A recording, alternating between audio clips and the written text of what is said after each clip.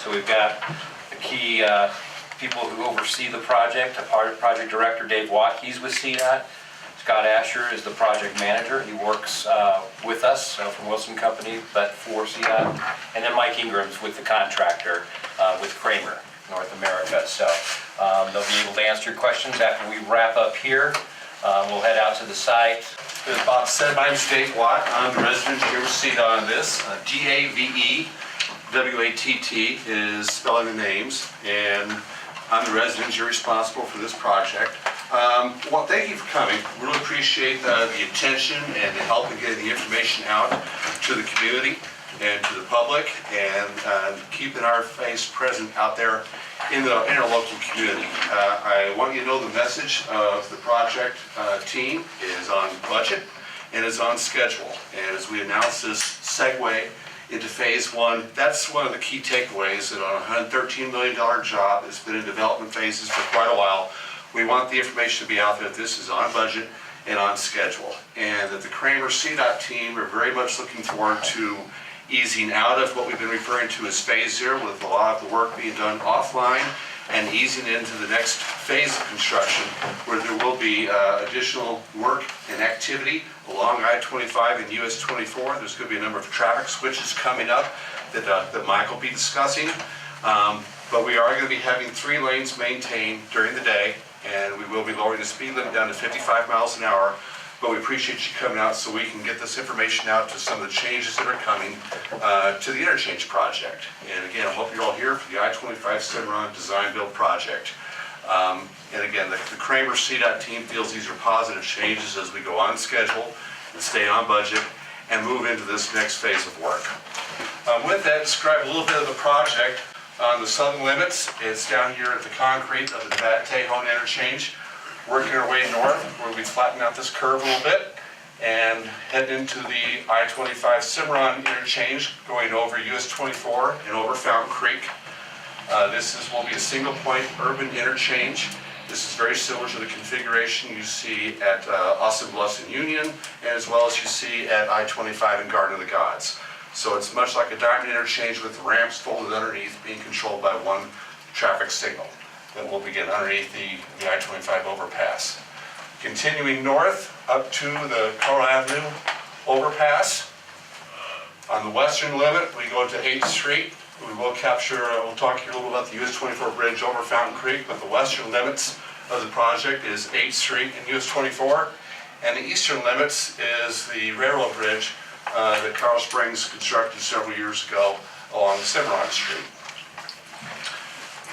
But we have been using a design build delivery system, or project delivery method. And what that's allowed the team to do is, one, reach out to the community and ascertain what were the goals, what would make this a successful project. So the goals were developed with CDOT and the local transportation community, if you will.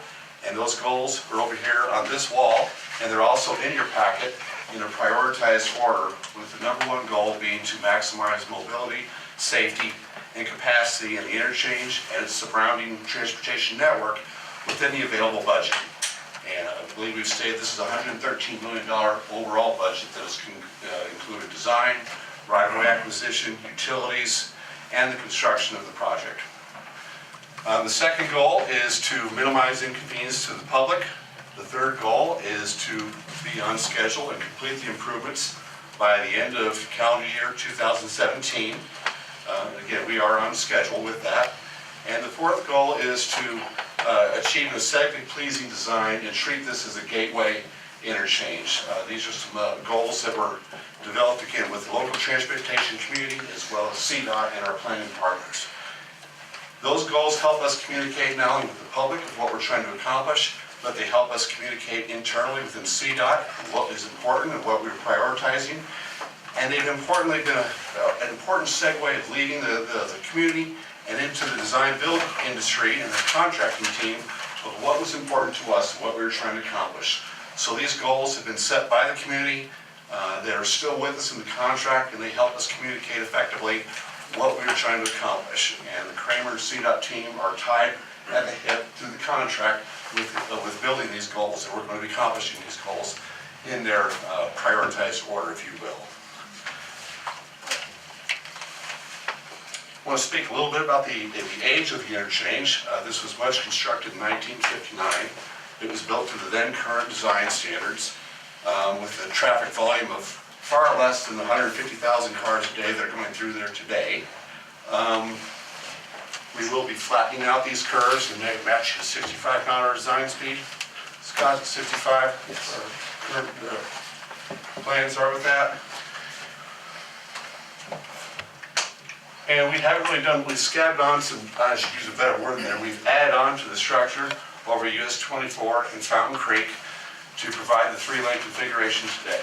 But what our plans are is to flatten out this curve here that's been a well-noted problem and match the design speed for today's travel at 65 miles an hour. Some of the things the project's providing.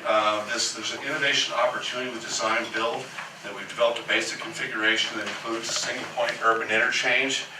And with the Kramer and TSH team, TSH is the design component or design member of Kramer's design build team. They have provided added value. That added value is measured by the project goals that we laid out.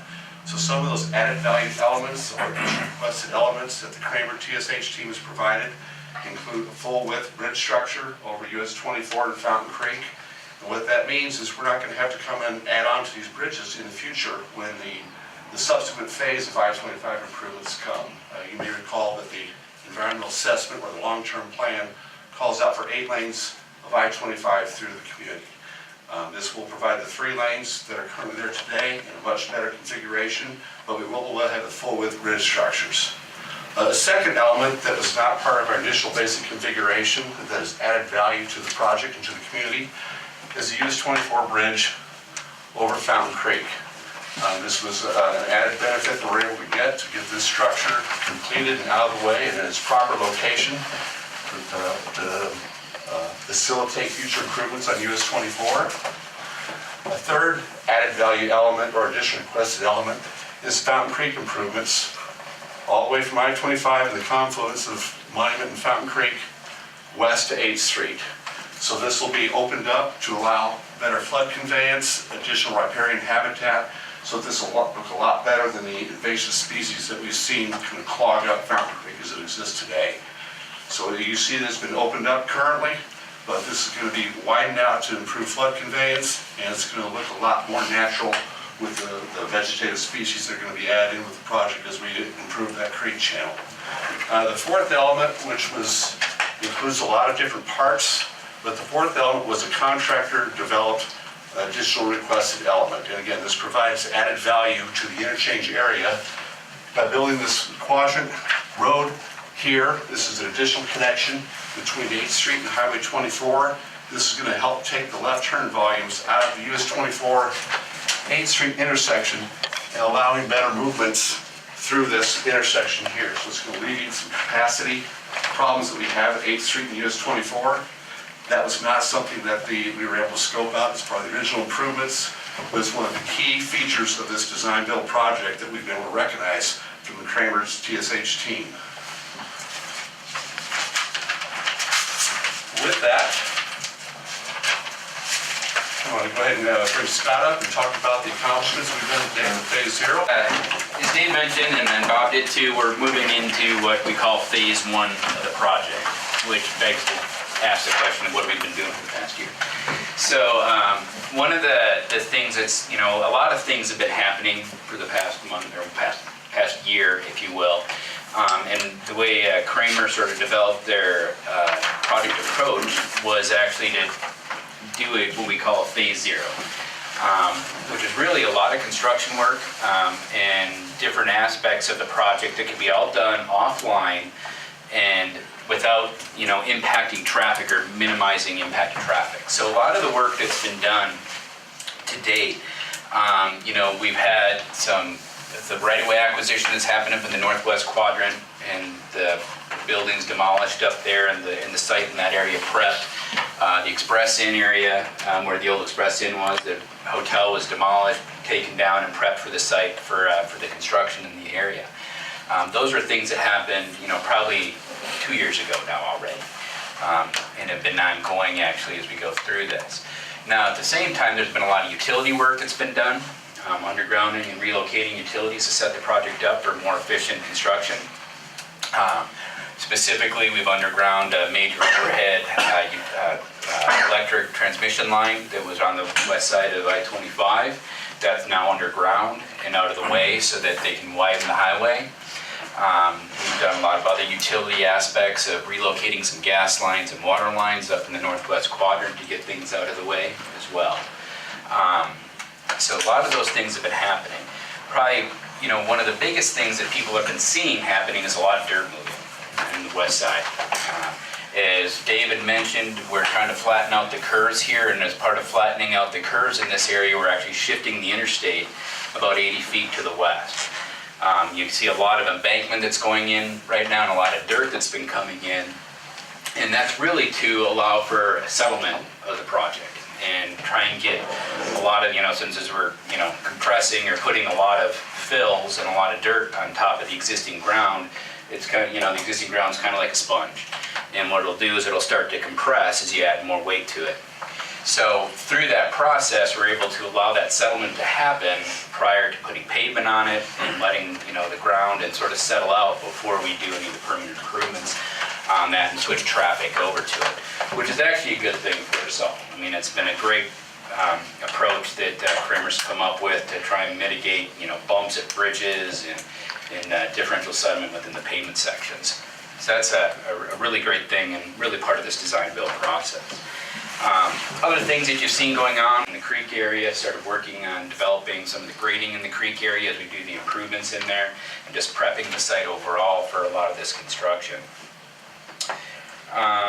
You've also seen, probably as you're driving by, you see, big steel piles sticking out of the ground and wondering what the heck that's for. That's actually going to be for the abutments for the I-25 bridge. As they continue to build up the embankment there, they've driven the piles for that already, and are starting to move forward on working on that bridge. We're going to be starting that here pretty soon. So there's a lot of different things that have happened over the past year. As we get into phase one, we call phase one the area where we start impacting traffic. And this is where things are really going to get exciting. Things are going to be seen a lot more by the public. It's going to be impacting the public from their travel modes a lot more. But we really set up in this first year a lot of the work to basically expedite it as we start impacting traffic.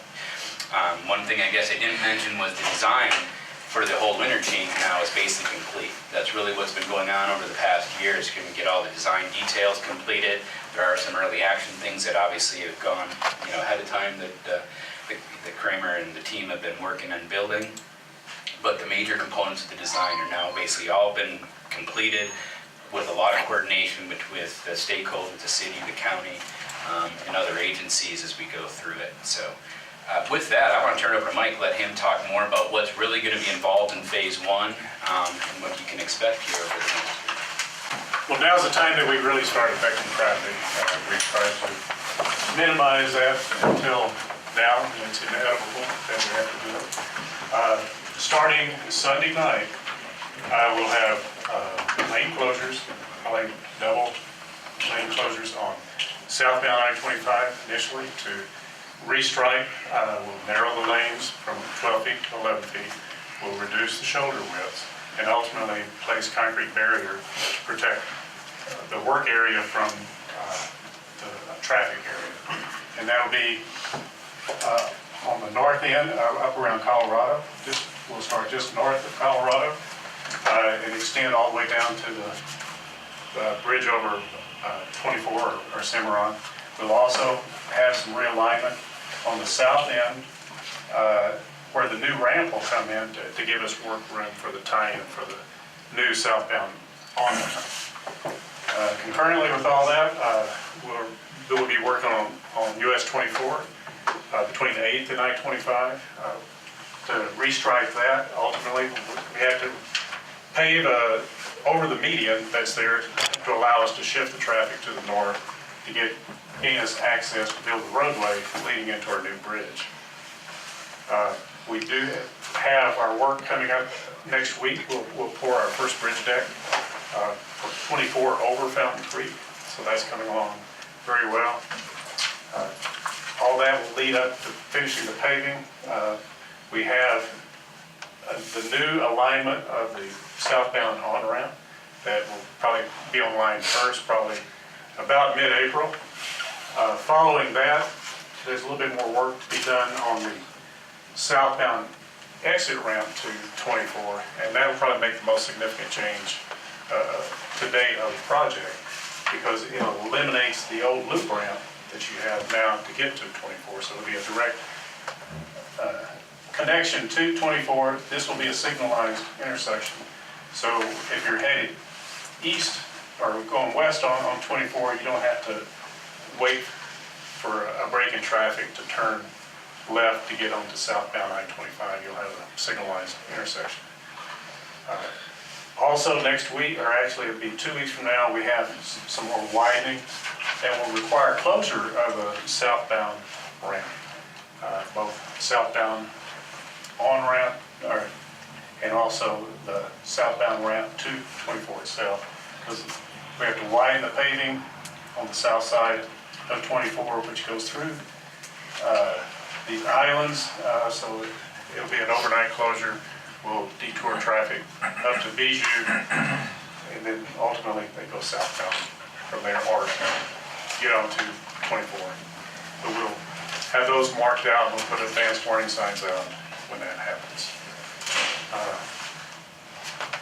The next phase, this is essentially a three-phase project, and a lot of sub-phases to each major phase. With this work, as we get these ramps online and get them opened up, hopefully we'll have the southbound ramp, as I said, open about mid-April. About the end of April, early May, we'll have the southbound exit ramp. By late April, we hope to have traffic on the new bridge on 24 over Fountain Creek. We have to reconfigure some of the lanes at the I25 interchange to make room to build the columns and the caissons for the new bridge. That's going to be a very wide span. I think it's 192 feet span. So it'll be spliced girders, so we have to have some area for our support towers as well to do that work. When this happens, we'll still have 2 lanes going eastbound up to I-25 to allow access to 25 either north or south. But from the interchange to the east to about Sierra Madre, it'll be just 1 lane. You'll have 2 lanes westbound with 1 lane eastbound. So that'll be that's somewhat major. That also allows us to start work on the Cimarron Bridge over Fountain Creek. We're trying to beat the spring runoff and be able to get some of that substructure work done before the heavy flows on Monument Creek and Fountain Creek occur. So ultimately, we'll after we switch traffic on 24, we'll build the other third of the bridge. We can build about 2/3 now. The other third of the bridge, we'll hope to have it complete by midsummer. We'll have the new ramp open probably also about midsummer. When we do open this ramp, it's going over the temporary bridge that you saw that we built with just steel beams. So that is just temporary pavement, temporary alignment to allow us to build the permanent bridge over Fountain Creek for the southbound ramp. There'll also be some median work when we shift traffic to the outside. There's some drainage work and some paving to be done. Since we are correcting the cross slope, we have a kind of a grade break. One of the things that you'll see on the southbound side is a split traffic configuration. The 2 left lanes will be together, but there'll be a split because of the difference in elevation. The right lane will be separate. It'll be separated by barrier. So there'll be plenty of warning. You see a lot of this. Most recently, if you've been to Denver, there at Lincoln Avenue, they had something similar going around a bridge column.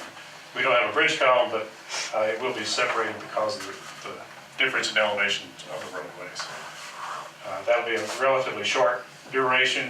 Like I said, by midsummer, we hope to have that complete.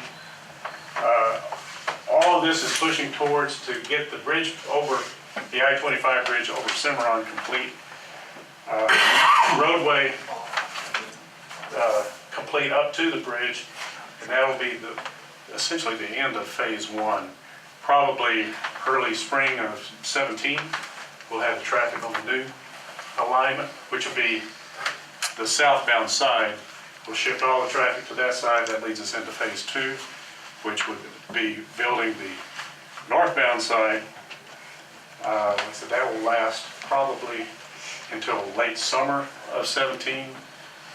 Then we have a phase three, which essentially is closing up the median, or completing everything between the northbound side and the southbound side, and that'll finish up late 17. So, December 17, we're done.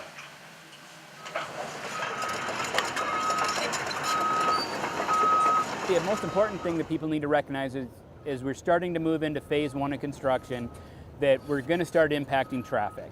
You're going to see a lot more activity in the construction area. We're going to be putting up a lot more traffic control devices on I25 as well as on US 24 and Cimarron. So the roadway is going to be changing, and the way traffic patterns are working right now are going to be changing quite rapidly over the next few weeks.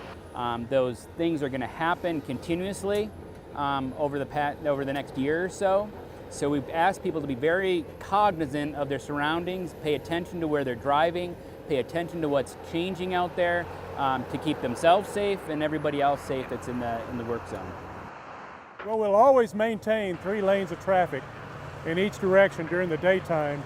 It'll be nighttime closures, lane restrictions. You'll always have 1 lane of traffic through when we do this work, and that'll be restricted from 9 p.m. to 5 a.m. Probably every night for the next month or so as we work on I-25. We'll finish the entire project in the probably late fall of 2017. And we do appreciate everyone's patience through this process, and we ask that they be aware of our workers, their safety is going through the project. Be aware of your surroundings, avoid distractions as you drive through, and above everything, be safe.